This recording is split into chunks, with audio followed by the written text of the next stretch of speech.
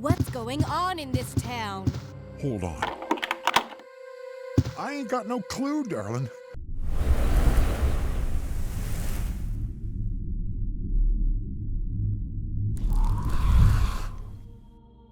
Last year, to coincide with the release of the Resident Evil 4 remake, I made a video listing my top 8 least favourite Resident Evil titles. It was relatively easy in all honesty, as there are definitely more good games in the series than outright bad. Which means that this list has been less than easy, and I've flip-flopped between the top half multiple times whilst writing this. So grab a tub of green herb ice cream and kick back, because this is my personal list of what I consider to be the top 8 best Resident Evil games.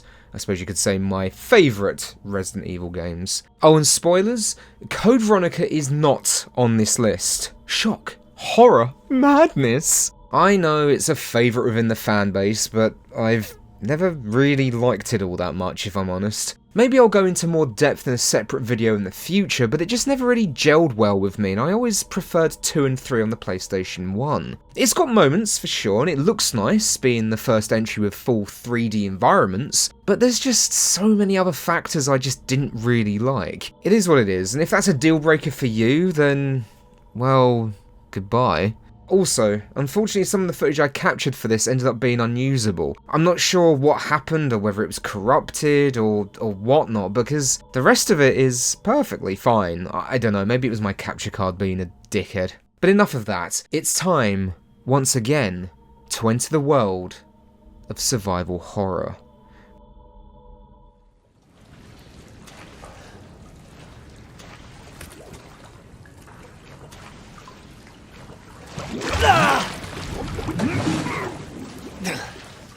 I wanted to put this higher on the list, not just because it's a damn good survival horror game, but because it, well, as dramatic as it sounds, it may have actually saved the franchise in a sense. We all know how Resident Evil 6 turned out and how it was, you know, not great. So it really felt like the series needed a reset, as it were, and oh boy, did we ever get one with Resident Evil 7 Biohazard. Or, as it's known in Japan, Biohazard 7 Resident Evil, which is a really nice touch. Not only did Resident Evil move to the first-person perspective for the first time in a mainline entry, but it also went back to the franchise's survival horror roots. It could be argued that it owes a certain degree to PT, the playable teaser for the sadly cancelled Silent Hills, which is a can of worms I am avoiding. It was difficult to not see some degree of inspiration from that teaser. Hell, so many indie devs to this day still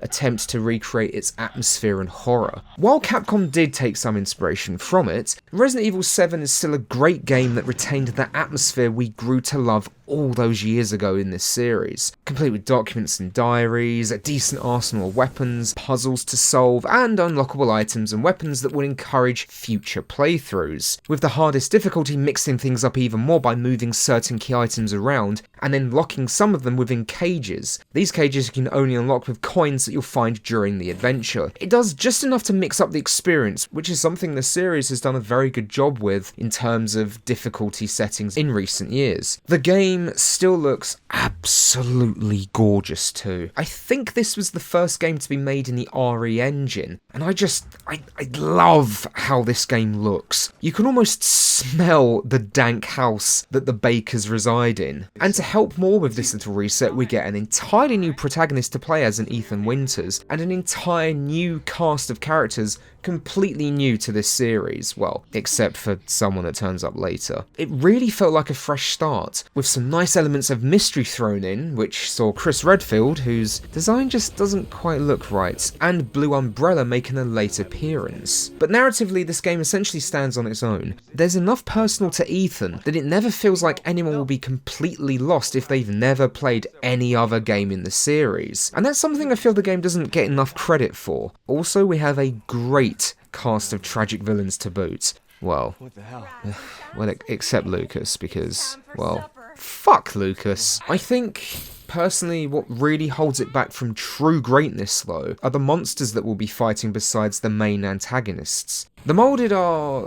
how can I put this? The molded are miserably dull visually. They just look like particularly angry strands of licorice. There are a few different variants, from the slow shambling ones, the annoying quadrupeds, and the big chungus boys that vomit all over you. It's not really a great selection of standard enemies, and I always found them more annoying to fight than scary. I just wish their design was a little more inspired and combat with them was less of a chore.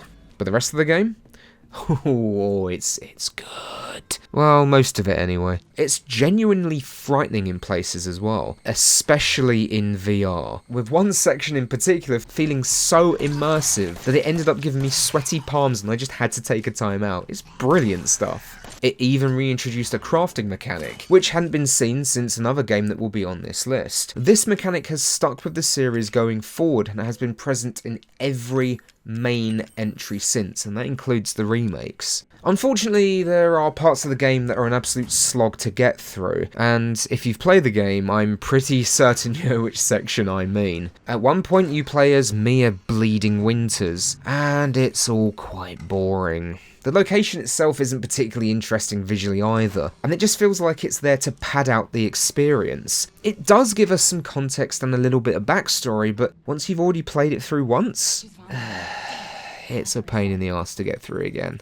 Also, the choice you need to make towards the end of the game is laughably bad, and I have never spoken to anyone that chose to save Zoe Baker on a first playthrough. Speaking of which, I never actually played the paid DLC for the game. Maybe I should change that at some point. No, the free Chris Redfield DLC was okay though. Despite the small gripes I have with it, this game is a solid survival horror experience, with plenty of frights and action that helped breathe fresh life into a series that so desperately needed it. Do I have your attention, boy? You're about to see something wonderful. Oh, fuck!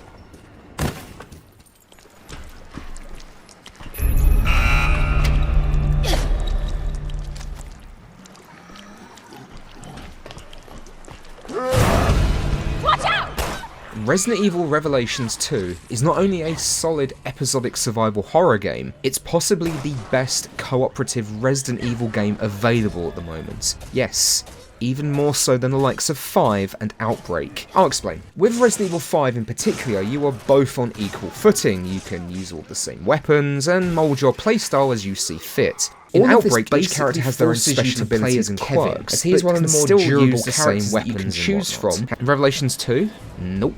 One of you plays as a character with a firearm and the other does not. Now, this might sound awful on paper, and you'd feel as though the second player is getting the short end of the stick in some way, but it's actually far from the truth. You see, the campaign is split into two pairings. We've got Claire Redfield and Moira Burton, daughter of fan favourite Mr. Burton, and the second pairing is made up of Barry Burton and a little girl named Natalia. Is there a little girl on this planet that will listen to me? But I would say the support characters are deceptively fun. Both Moira and Natalia have crates that only they can open, with the former having a flashlight to stun enemies, a la Alan Wake, that was a tongue twister, and a crowbar to open doors and attack monsters. Natalia only has a brick to smack against a Gribbly, or throw at them, but her greatest skill is being able to spot enemies through walls, which is also essential later on when you're tasked with taking down these invisible flying bastards. Natalia is able to point at them, meaning the two of you have to coordinate to take them down efficiently. It's honestly such a wonderful touch and really forces you to both work together, instead of just running around and blasting anything that moves. By the end of the campaign, the two players really do end up feeling like a well-oiled machine. The gameplay itself is solid enough, you know, with weapons feeling responsive and impactful, and it all flows relatively well for the most part. Visually, it's okay, it's not as pretty as other games on this list, but I think it all does the job well enough, and some of the locations do still look quite good. I never went in expecting it to look as fancy as the mainline entries in the franchise or anything like that. One thing I somehow always seem to forget between playthroughs is that you can purchase skills between chapters and episodes using BP. You acquire BP by doing various things, you know, finding treasure throughout the stages, getting a good grade at the end of a chapter, killing enemies, you know, so on and so forth. Some skills are certainly more useful than others, with some of them only being useful for single player, but it's all welcome and it allows you to customise your playstyle ever so slightly. Along with this, you can find weapon customization parts throughout your adventure which allow you to attach various upgrades to your firearms, which can increase various factors such as damage and recoil. The story itself, it's okay, I guess. It's certainly not the best in the series by a long shot, but it does a good job of building up mystery during the campaign. Like the first Revelations, one adventure takes place in the past, whilst the other is in the present, as you try to piece everything together and figure out what has actually happened. The villain is also okay, with us finally meeting one of the other Wesker children. Unfortunately, Alex Wesker is absolutely obsessed with Franz Kafka and just writes and talks about him incessantly. Her plan is also so fucking outlandish, even for this series, as it essentially involves body swapping. But you know what, I don't really want to spoil it too much for anyone. There are even 2 separate endings to add some replay value to the game as well. Oh, hello. There's a cat in here. Now, there is one little narrative nitpick I have to address. Moira's refusal to use a firearm. I found this a little bit frustrating. I understand that there's a narrative reason for it, but considering the situation herself and Claire are caught up in, it's just, for me, it was a little bit of a stretch. Natalia has the perfect excuse. She's like, what, 5 or something? If she fired a weapon like that, her fucking hands would probably catapult off into the sun. Some other gripes as well consist of certain enemies being absolute bullet sponges and a complete chore to battle. However, the game chapters are spaced out episodically like the first entry, with episodes being released separately back upon the initial release of the game. It's one of the few instances where I feel that the episodic nature actually works in a video game, alongside the painfully overlooked Siren Blood Curse. God, I wish that was more accessible to play. But what about once you're done with the main campaign? Well, then there's the Raid mode, which is basically a form of the very popular Mercenaries mode present in other entries. This is really good fun, and you can find yourself getting all kinds of addicted to it very, very quickly. There are multiple characters to unlock, as well as a whole slew of perks, and a reasonable arsenal of weaponry to unlock as well. It's got such an addictive quality to it. Plus, you can play this mode online with others. There was some DLC released for Revelations 2, and both episodes they're okay, you know, they're certainly not essential to enjoying the rest of the experience, but they could certainly be worse. The only major negative strike against this title is that you can only play the campaign in local co-op. There is no way to play the campaign online, and it is certainly a missed opportunity. But, in all fairness, these games are always better played in person anyway. Despite that, this is still a great entry in the franchise and not enough people talk about it. Plus, it's available on most systems now, so it's pretty easy to pick up. If you have a weekend free, get a friend over, get some snacks and drinks in, and get ready to have an absolutely great time.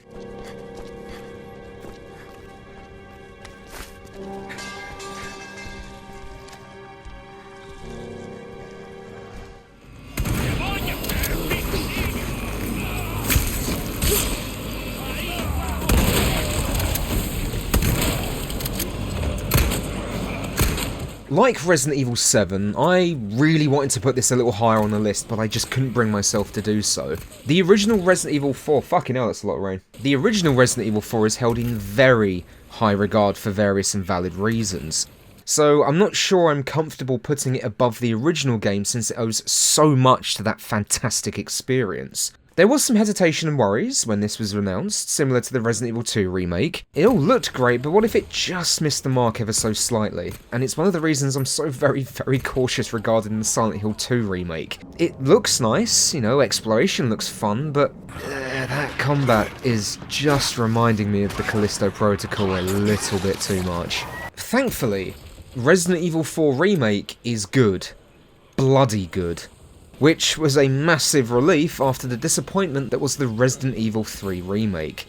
Remaking a game that many consider to be one of the best video games of all time is no easy feat. But the team over at Capcom really knocked it out of the park by retaining so much that veterans of the classic were fond of, whilst implementing fresh mechanics and moments to keep us on our toes. There's also a bunch of quality of life improvements, from the stealth mechanics to the wonderful parry system.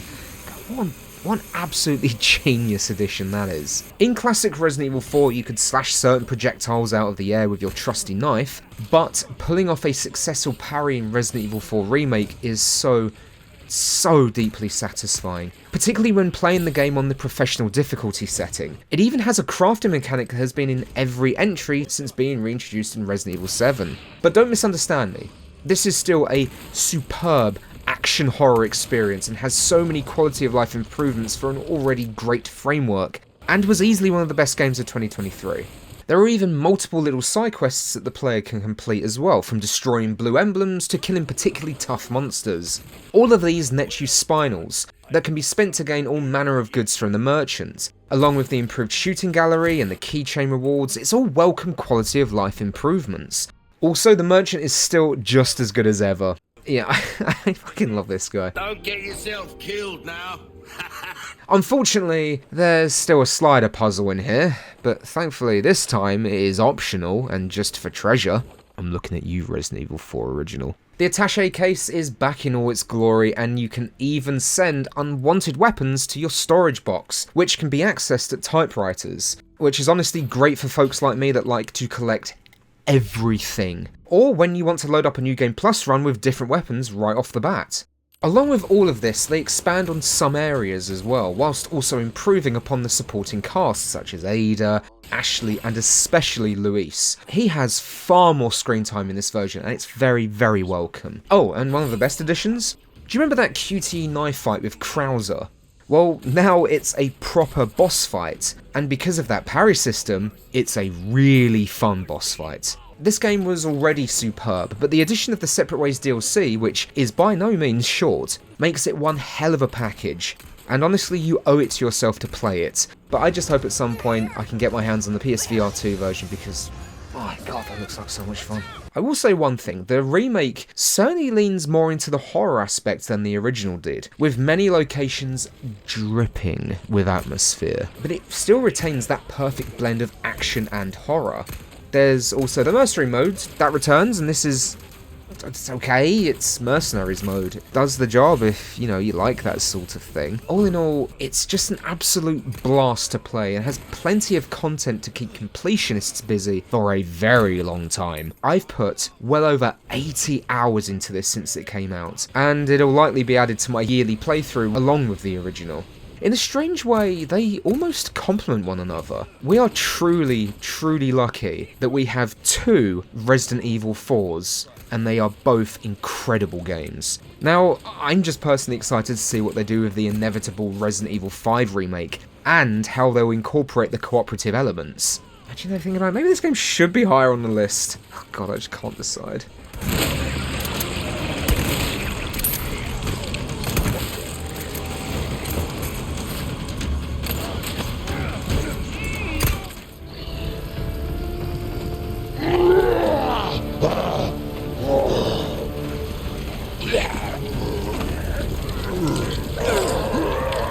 Some might be surprised as to how high this is on the list, but I have played the remake of Capcom's classic survival horror countless times over both the PlayStation 4 and the PlayStation 5, as well as the PC version, so that I could mess around with that superb randomizer.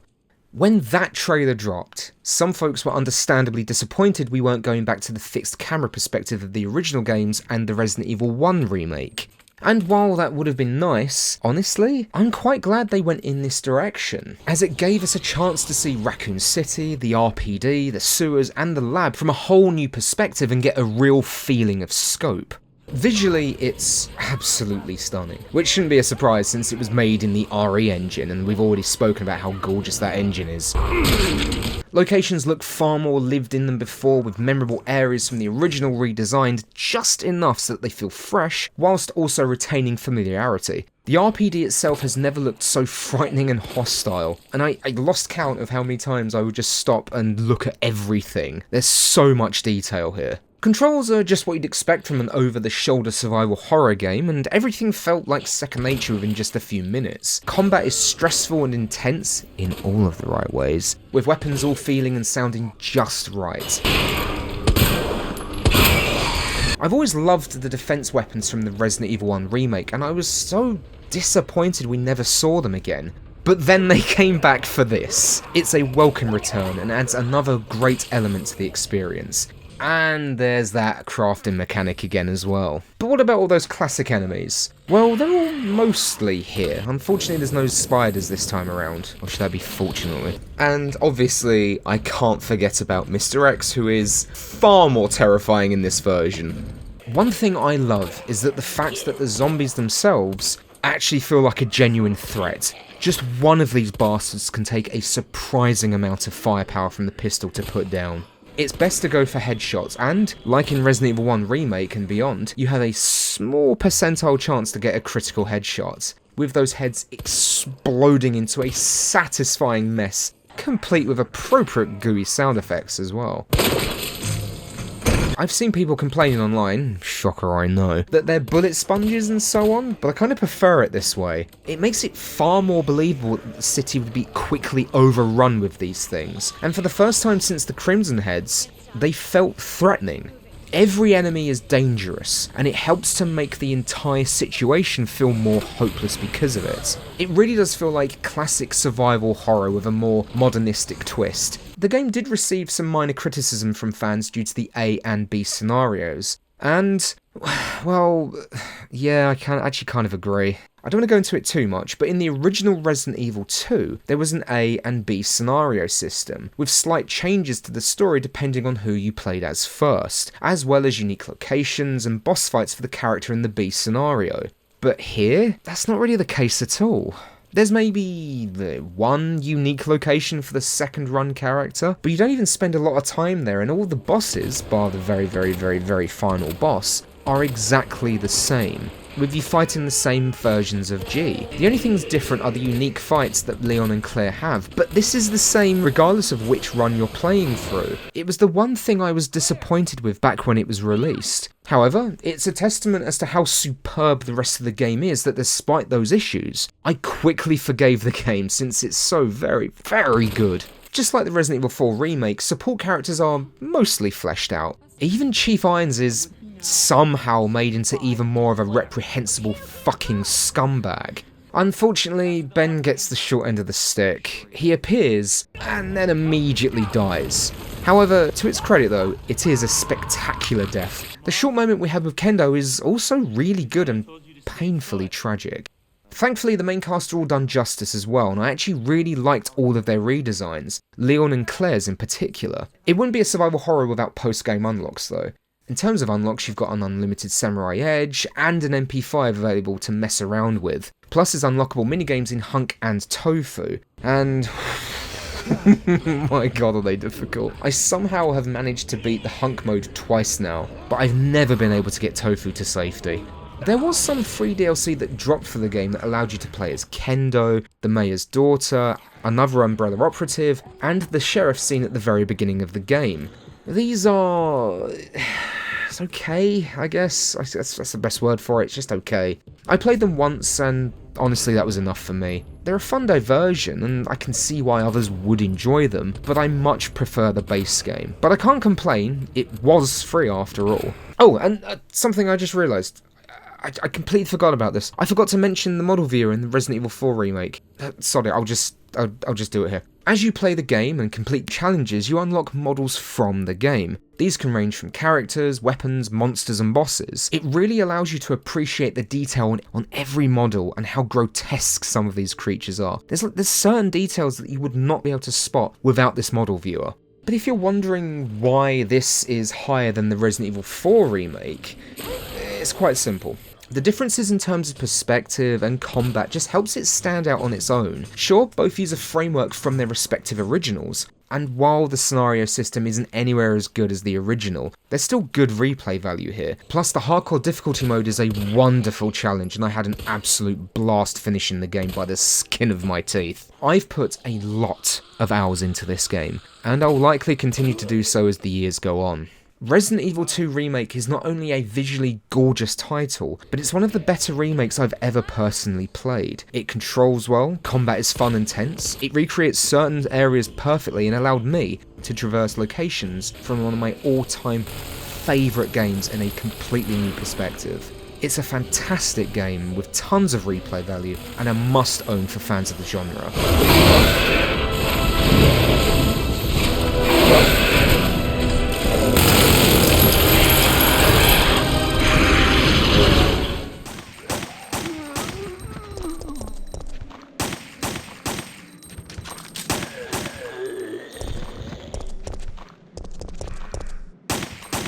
this one gets a lot of love, and it is well deserved.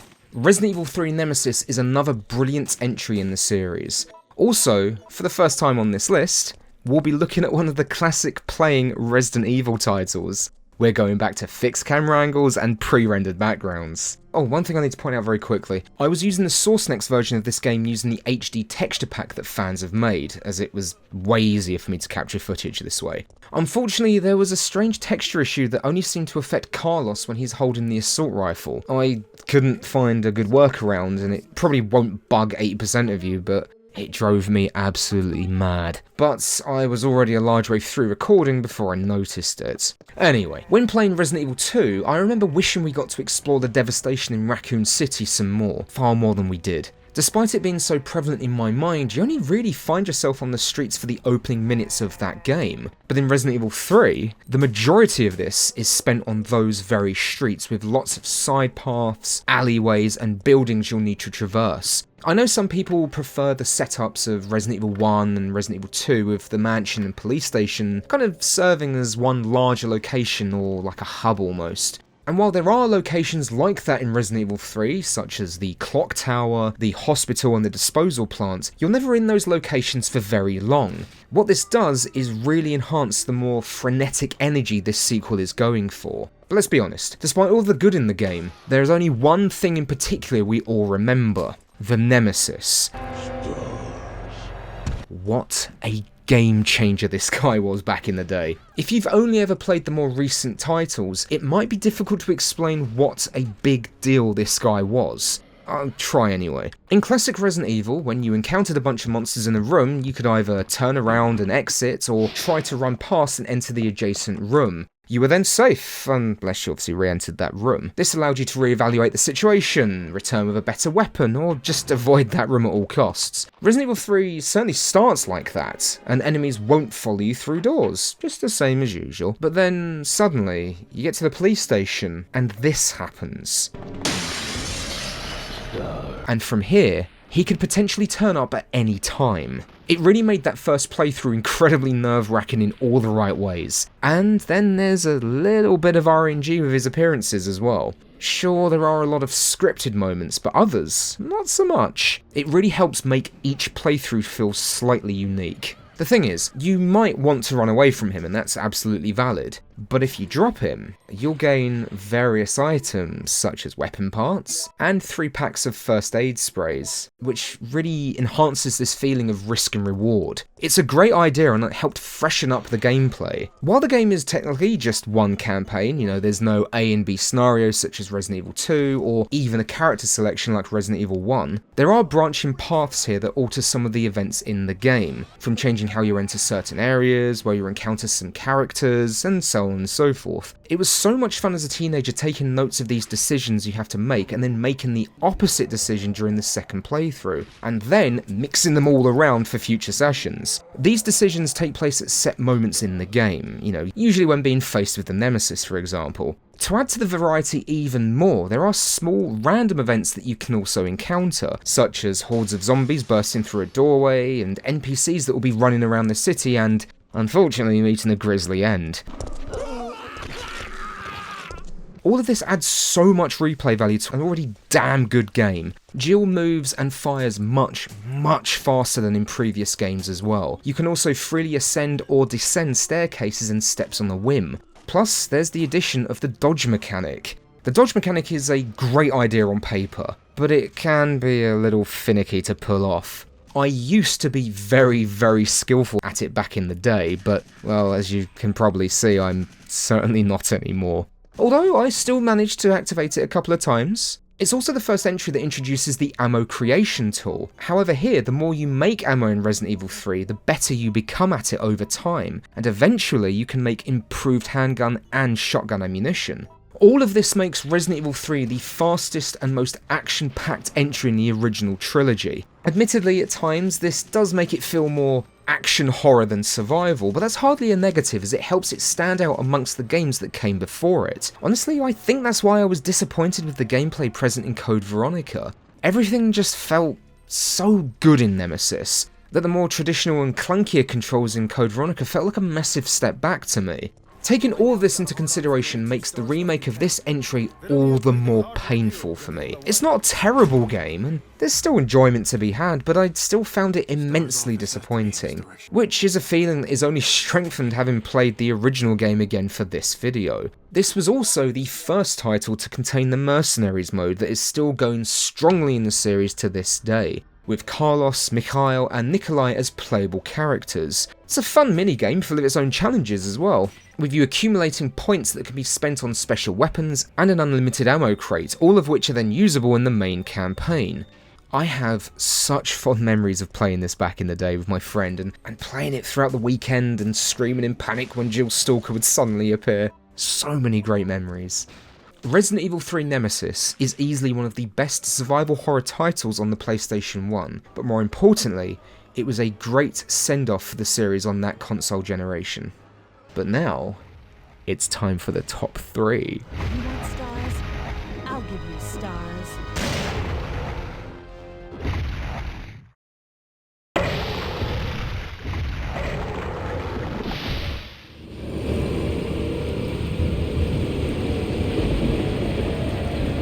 Leon! Shoot those guys on that wagon! This was a no-brainer, wasn't it? Resident Evil 4 is just that good. It's had some detractors over the years, since it moved away from survival horror to action horror, but after my personal disappointment in Code Veronica, the series really needed a shot in the arm, and we certainly got one with this entry. I still have such fond memories of completing my first playthrough mid-Sunday when I was a teenager, before starting it right back up again.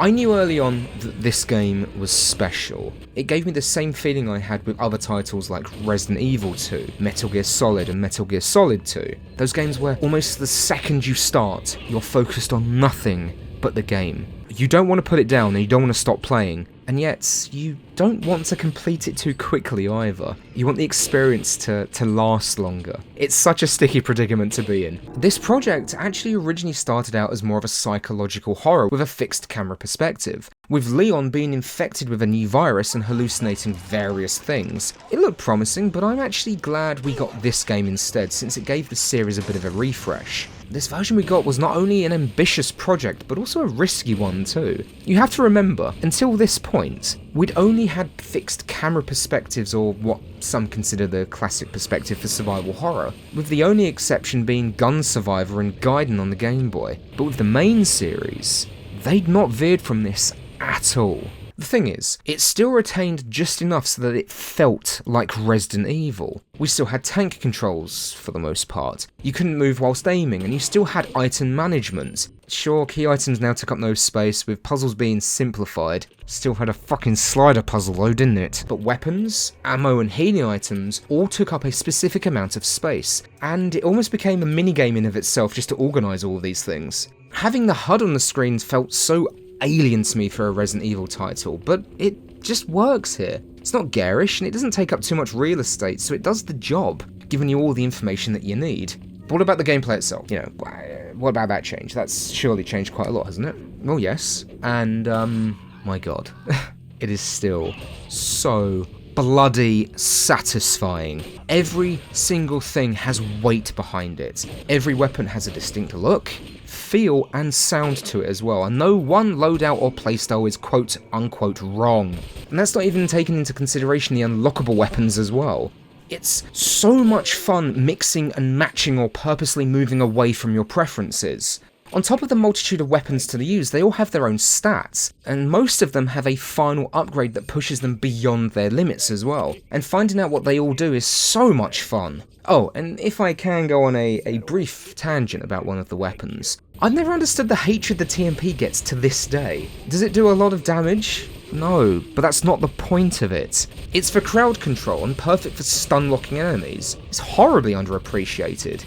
There is the return of the Mercenaries mode. This is the one that was the most popular, with each iteration of that minigame using this style.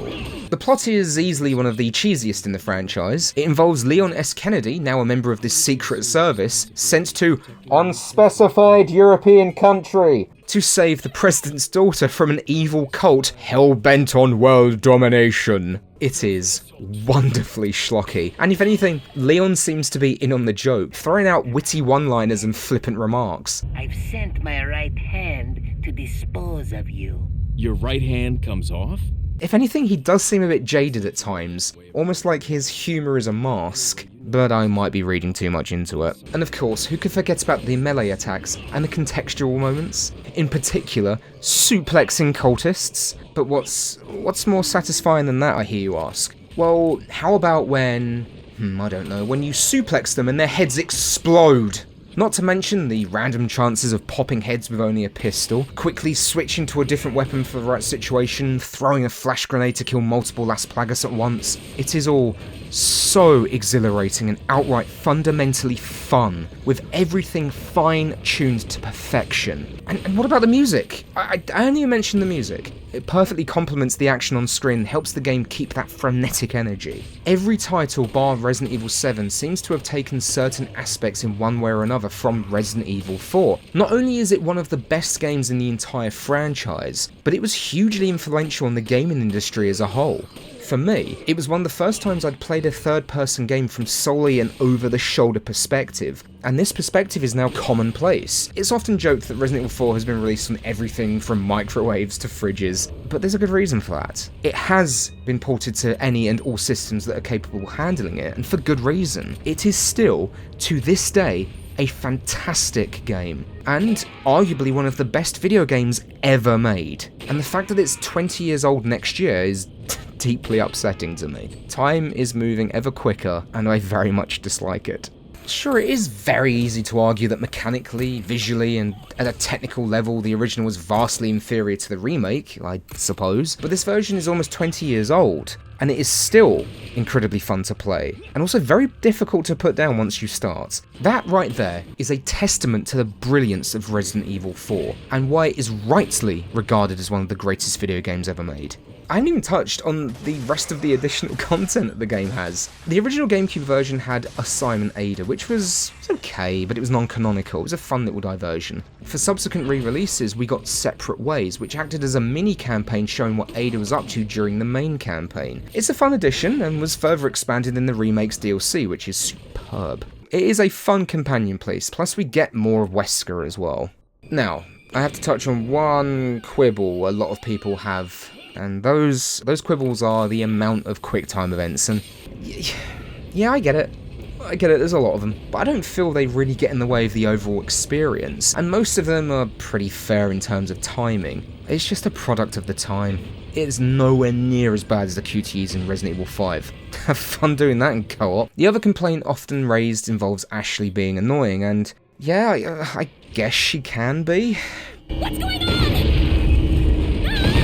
But I only found her a little annoying during certain cutscenes. You have to remember though, this is a 20-year-old that's been kidnapped by a weird European cult, and injected with a parasite that's eventually going to take over her body and mind. So, maybe we should cut her a little bit of slack. What about during gameplay, I hear you say? Yeah, people complained about that too, but sounds like a skill issue to me. Okay, on a serious note, I never had any issues with it. She sticks pretty close to you at all times, and yeah, there were times I accidentally brained her with a shotgun blast, but you know what? That was my fault for panicking and being impatient. If you aim your weapon at her, she'll duck so you can shoot whatever is behind her. Plus, a lot of areas have containers that she can go and hide in. I never had a problem with this. It's pretty simple, honestly, but to each their own, I guess. There are always going to be games that are overhyped by people, to the point of them having lofty expectations that fail to deliver. Resident Evil 4 is one of the exceptions, I think. It truly is that goddamn good, and easily one of the best video games ever made. It's an incredible achievement and easily one of the best entries in the entire franchise. It's still immensely fun and exciting to play through, and I play it at least once a year. I love it just as much now as I did back in the day.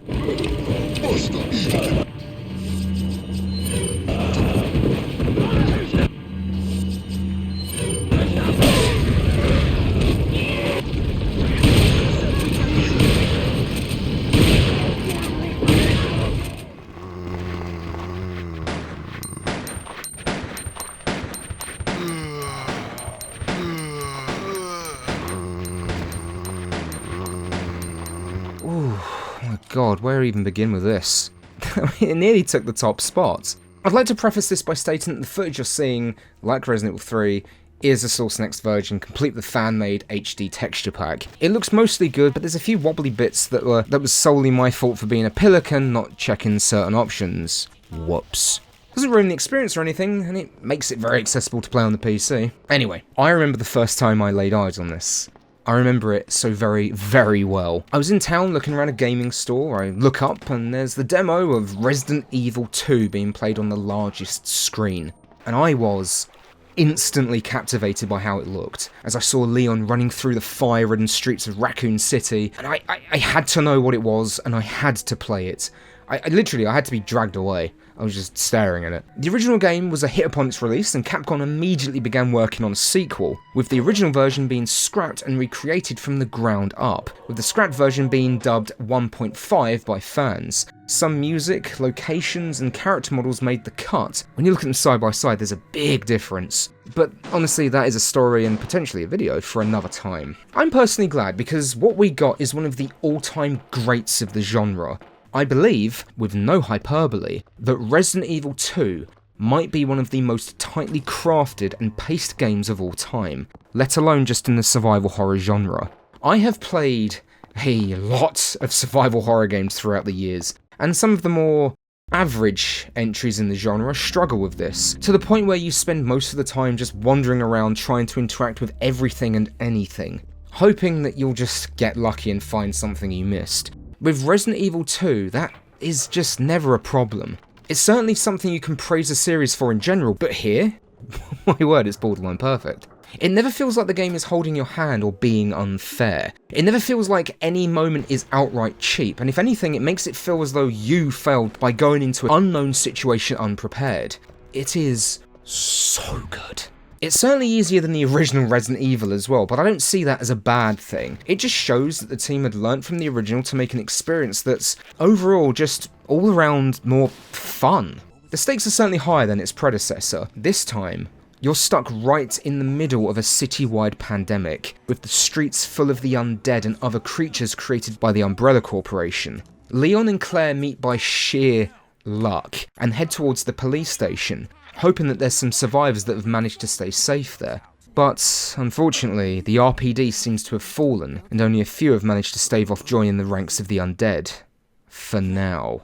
What a great setup. It's nice and simple. For its time, the replay value is incredibly high, due to the A and B scenarios, with the latter being the finale to the game's overall story. Canonically, the playthrough you want is Claire A and Leon B. There are two complete stories you can experience, both with slight differences, meaning that there are two complete playthroughs available. It had so much replay value, and I had so much fun going through both back in the day. There aren't as many decisions to make in comparison to Resident Evil 3, but there are a few in Scenario A that do have an effect on the B scenario. For example, fans will remember the choice between taking either the SMG or the side pack, and leaving the other for the second character, or just, stealing both. But one I've always been fond of involves the giant alligator. There is a wonderful Jaws-esque moment where you can shoot a fuel or oxygen tank that it scoops up in its mouth. However, if you do enough damage to the alligator through firepower alone, it will throw this little tantrum and stomp off, crashing through a nearby wall. Once you get to that section again as the B scenario character, it's there waiting again, and you have to destroy it by blowing its head off. It's such a nice little touch. Another example is scanning fingerprints for both characters in the lab to open up an experimentation room, which is complete with a fully loaded SMG, which is honestly perfect for the tougher B scenario. Like Resident Evil 4, this is a game I always have trouble putting down. Once I start a run, I want to see it through to the very end, and this was even the case when recording footage for this video. In Resident Evil 1, you had to choose between either Jill or Chris, with very minor changes in regards to your support NPCs and some stats, but at the end of the day, it was the same story. Resident Evil 2 just adds so much more to this. It's a fantastic package, and it gets even better. There's unlockable special weapons with unlimited ammo. They make the game incredibly easy, but also it makes for a very fun power fantasy. But the other unlockables, these are the really, really fun ones. You can unlock 2 minigames starring cult favourite Hunk and Tofu. In this timed mode, you need to make your way from the sewers to the helipad at the RPD. With limited ammo and supplies, it makes for a very difficult but fun challenge. I always struggled to finish it back in the day, but I still enjoyed trying. But if for an even harder test, you should select Tofu. I've never been able to get through it, but there are absolute wizards online that have been able to do so, whilst making it look easy as well. To accompany an already great game, we have a great, albeit small cast of characters, wonderful looking environments, and brilliant music dripping with atmosphere, the latter of which really helps to aid the character of the locations themselves, making each room as memorable as the last. I still think the RPD might be my all-time favourite survival horror hub. It's such a great setting for a survival horror game, and that sense of being trapped within the RPD just made everything feel wonderfully bleak. Now, some might argue that I'm being blinded by nostalgia, and that's why this game is so high on the list. It did come out at a difficult time in my life, when I was at my lowest in terms of my health, you know. Like Metal Gear Solid, it got me through some considerable hardship in my life. Well, okay, here's the thing. Playing it again recently for this video just strengthened my opinion that it's actually aged well, and it is still perhaps one of the most perfectly paced and balanced survival horror games of all time.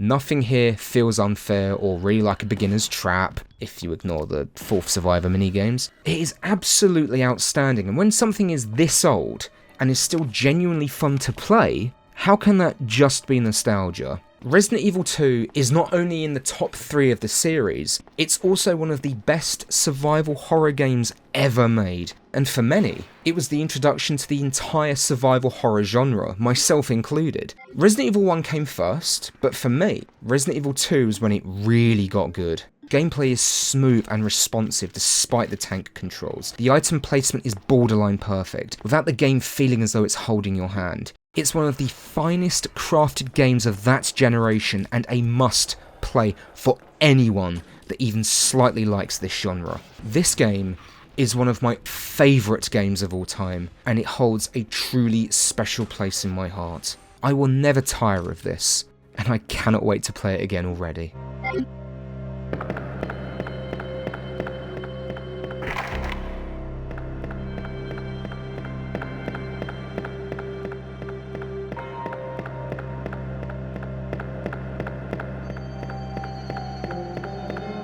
Before we get to number 1, I'd like to take a look at a couple of honourable mentions.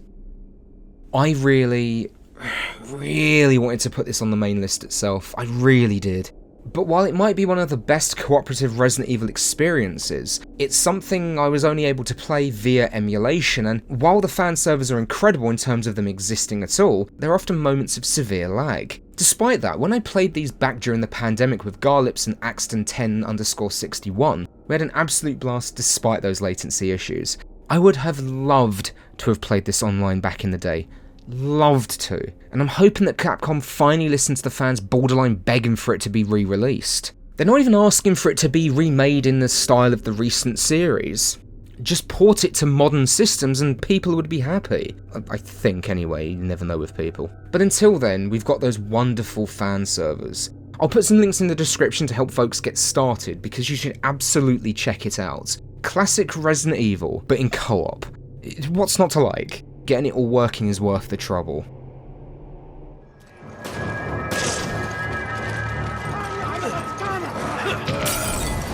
This one almost made the list. You have no idea how close it came to making the list. But it eventually lost out to Resident Evil Revelations 2. I know, this will annoy some of you, but don't get me wrong, Resident Evil 5 is good. Really good. It might be one of the best co-op games of all time, but it has some issues that hold it back from this list for me. As I've always said to people, it's a fantastic co-op experience, but it's not a good Resident Evil game. And because of that reason, I had to put Revelations 2 on the main list instead. As I said though, what's here is so very, very good, and it should only be played with a friend as well via split screen or online play. Solo just isn't the way to go here, and Sheva became, unfairly, a bit of a meme because of it. Either by being pretty unhelpful at times or chasing me around with a first aid spray when I was only slightly damaged. Which is a shame, because Sheva is a pretty damn good addition to the cast, and I'd really love to see her come back in the future. It also suffers after the halfway points, and I would find myself overcome with dread at multiple times as I just find myself muttering. But that first part of the game, oh, it's really good. It's great, it's really good, but it's not Resident Evil enough for me to put it on this list.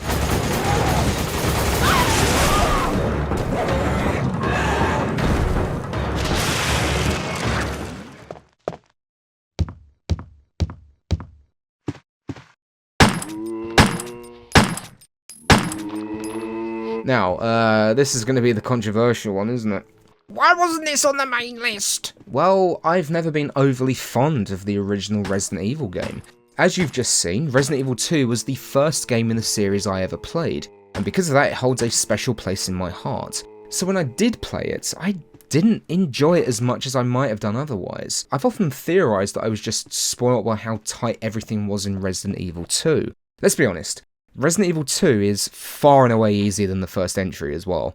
But despite that, it's obviously immensely important in the franchise and the survival horror genre as a whole. Without its success, we wouldn't get that sequel that I love so very, very much, and the genre might not have had such a successful foothold in that console generation. I don't want people to think I hate this game, because I really don't. That is so far from the truth. It's got some of my favourite bad line deliveries. Lines that I still quote to this day from... Wow, what a mansion! Jill, here's a lockpick. It might be handy if you, the master of unlocking, take it with you. Chris? Stop it. Chris, this house is too dangerous. There are terrible demons. Ouch! And not forgetting my personal favourite of the bunch. Let's separate again. Just a moment. I found something. What is it? It's a weapon. It's really powerful, especially against living things. Better take it with you. Personally, I just don't enjoy playing it as much as other people do. However, I will say that the Saturn version is pretty damn good actually and deserves far more notoriety. It even has a battle mode unique to that version, which is basically the Mercenaries mode before Mercenaries mode was a thing. So while it isn't in my personal top 8 entries in the series, it deserves to at least be mentioned in this video for starting this entire franchise, and being the first time we entered the world of survival horror.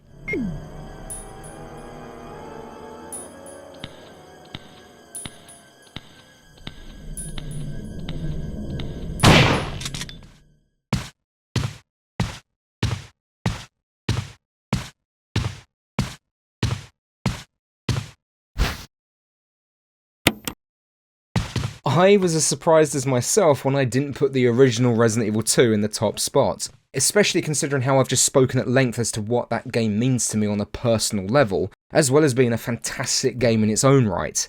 But this is incredible. This is generational. Some of you might be asking why I've put this at the very top whilst the original Resident Evil 1 is only part of the honourable mentions, considering both Resident Evil 4 Remake and the originals as well.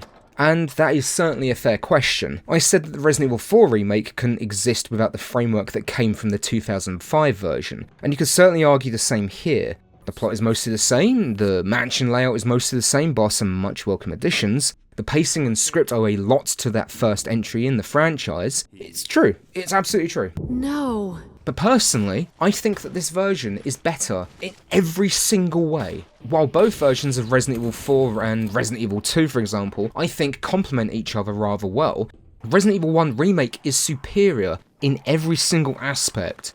It greatly eclipses the 1996 version, in my opinion anyway. Just remember that that's exactly what this list is. It's my personal opinion about how I feel regarding the series, so if that's not a good enough answer for you, and you're really, really angry about it, well, too bad, I guess. Too bad. Anyway, most of you know the drill. The STARS Alpha team of the local Raccoon Police Department are sent to investigate the whereabouts of Bravo team within the local forest, the latter of which were dispatched to look into various murders where the victims were apparently eaten. It goes about as well as you'd expect. Everything breaks down, and one of the team is killed by dogs, and the team is then forced to flee into the nearby Spencer Estate mansion to escape the horrors outside. But unfortunately for them, they enter the world of survival horror. Okay, I promise that's the last time I'm doing that. Whether you choose to play as Chris or Jill, the adventure is mostly the same, with differences being the supporting characters both get and a few cutscenes. The changes are minor, but it still encourages you to play through both campaigns. For a first playthrough though, I definitely suggest playing as Jill. Not only is her scenario arguably easier because she gets a grenade launcher and, more importantly, Barry Burton as her support character, she also has 2 additional item slots. This is still, in my opinion, one of the best looking games ever made. Obviously, some of the backgrounds have aged a bit in terms of visual clarity, unfortunately, not all of them got good treatment for the HD version, but that doesn't really matter. We've seen some absolutely gorgeous looking games on this list, but this is still one of the best looking in the series for me. From an artistic standpoint, it's just such a darkly beautiful looking game. Every single background is dripping with personality, and the mansion itself looks so dank and rotten, just like the undead that stalks its halls. Everything looks lived in, used, and believable. It also has what might be my favourite lab environment in any of these games. This too looks absolutely filthy, not the pristine, clean environment one would expect. It all helps to make the experience feel all the more oppressive, like the building itself is alive and riddled with disease. And because of this, I think it helps the game ground itself since it looks all like a living and breathing location. It's also the first title in the series that, back in the day, genuinely left me feeling unsettled. I guess this creepy mansion has gotten to my nerves. This is in part thanks to the aforementioned visuals, the great score, and the incredible atmosphere this game creates. And then there's the Crimson Heads, which are one of the single best enemies to ever feature in the franchise, and survival horror as a whole. And they work on such a simple premise. If you don't get lucky and score a critical hit, sending the head exploding by the way, you better pray that you can get to some kerosene and a lighter in time, because otherwise, this happens. Certainly raises the tension, doesn't it? Also, those critical headshots, oh my god, they're so satisfying. Along with the Crimson Heads and zombies, you also have to deal with giant spiders, dogs, chimeras, a giant snake, mutated sharks, Plant 42, hunters, and the tyrants. It's a great cast of monsters that you have to deal with. In terms of gameplay, this is perhaps the quintessential survival horror. Plenty of key items to obtain, locked doors, fun puzzles, lots of gribblies to take down, and fantastic diary and document entries to read that help unravel the mystery that stars find themselves in. With the Keeper's Diary maybe being the very best survival horror document of all time. It's iconic. The controls are tight and they feel great whether you're playing with the original tank controls or the more free-moving controls of the HD remaster. Either method is valid, and if I'm honest, it's much easier to outmaneuver certain enemies with the latter control scheme. Combat is exactly what you would expect. It's all very basic, but it does the job, with the simplicity being a strength in my eyes. There are various weapons to utilise against the creatures of the mansion, and all of them feel impactful with some great sound effects as well. New to the franchise with this entry were defense weapons, with both being able to use daggers. Jill would also gain access to stun guns, and Chris could utilise grenades. Sure, it might not have the crafting mechanics introduced in Resident Evil 3, or the A and B scenario system from Resident Evil 2. Instead, it is one of the most perfectly crafted and atmospheric survival horror campaigns of all time. While Resident Evil 2 and 3 run at a much faster pace, Resident Evil 1 Remake instead takes things slower, with the game feeling more claustrophobic due to the locations you traverse. This is something I don't think was truly recaptured until Resident Evil 7. That's not forgetting how cinematic and downright artistic this game looks at times. All of the additions for this remake only enhance the experience. Like the other remakes on this list, there's just enough that fans of the original will recognise, and enough new material to keep them on their toes. Lisa Trevor in particular is an enemy that has stayed with me since my first playthrough, and is arguably the most tragic character within the entire franchise. It's absolutely heart-wrenching when you find not only her diary, but those belonging to her mother and father as well. Like with all the other games in this series, there's plenty of unlockables from weapons, a bunch of costumes, especially in the HD remaster, and some additional game modes that you can unlock. I'll list them here. So we've got Real Survival mode, One Tough Zombie mode, and my personal favourite, Invisible Enemies mode. I could honestly just sit here and wax lyrical about this game for hours. It really is that good. So much so that, well, you'll probably see a video on this in the near future. I'm already scripting it, where I'll be covering this game alone and going into it in far more detail, because there's just so much more I want to say. It is, quite frankly, the best playing classic Resident Evil game. It was back in 2002, and it still is now. I may have some nostalgia for Resident Evil 2, it's true, but this is just a superior game in every way, I think. It's an absolute masterpiece. Resident Evil 1 Remake is not only one of the best survival horror games ever made, but one of the best games of all time, period. It's fantastic in every single way, and everyone should play it, or at the very least watch a playthrough on YouTube. It is a phenomenal achievement and an experience I always find myself returning to. It is seriously that damn good.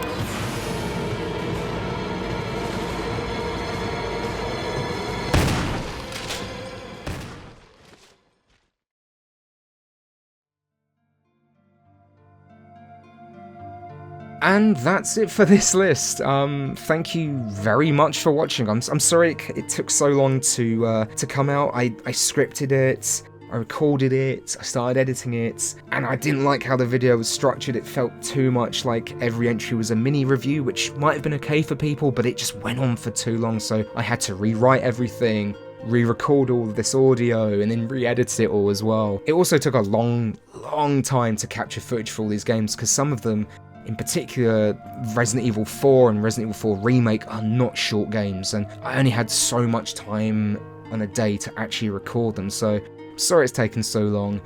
Hopefully the next video won't take as long. I'm gonna maybe stick to a couple of shorter videos for now. I do have everything finished for the Metal Gear Solid video.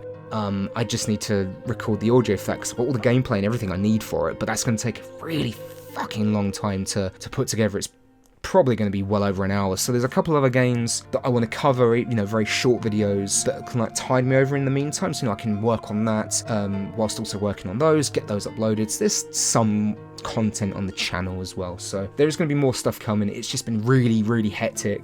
My personal life's been hectic and work's been hectic, and obviously all the issues I just mentioned getting this video made. So thanks for being patient, and I hope you enjoyed it. Let me know what your favourite games are, because I'm genuinely curious to find out what your favourite games in this series are, how it differs to my list, if there's like completely different games like that, really out of left field. I'm really curious to see. But yeah, until then, take care, look after yourselves, and I'll see you next time.